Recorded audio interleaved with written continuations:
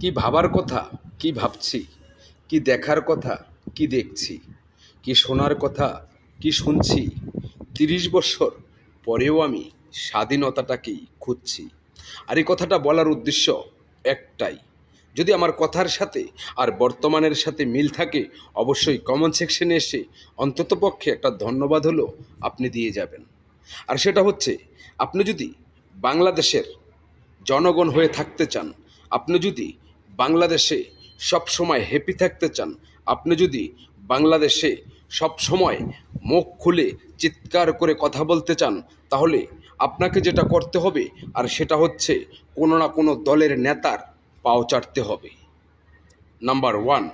Number two, আপনি বর্তমানে যে সরকার ক্ষমতায় আছে সেই সরকারের পাও চাটার জন্য কিন্তু লোকসংখ্যা তাও মোটামুটি কম না।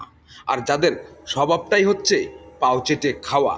আমি সার্বভৌমত্ব বলতে যেটা বুঝি, স্বাধীনতা বলতে যেটাকে বুঝি, আমি বাক স্বাধীনতা বলতে যেটাকে বুঝি, আর সেটা হচ্ছে যখন যেই সরকার আসবে সেই সরকারের তেলমারা, সেই সরকারের পাউচাটা।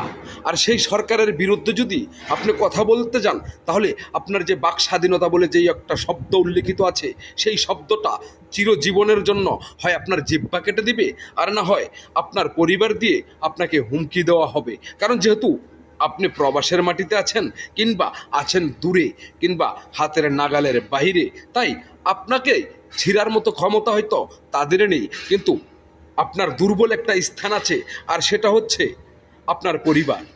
আর ঠিক একই দৃশ্যটা কিন্তু আজ থেকে 3 দিন আগে আমার সাথে ঘটে গেছে, আর তাও আমার আদরের সন্তান দিয়ে আমাকে হুমকি দেওয়া হয়েছে।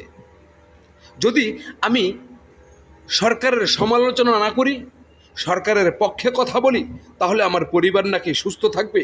আর যদি সরকারের বিপক্ষে বলি, তাহলে হতে পারে অনেক ক্ষতি।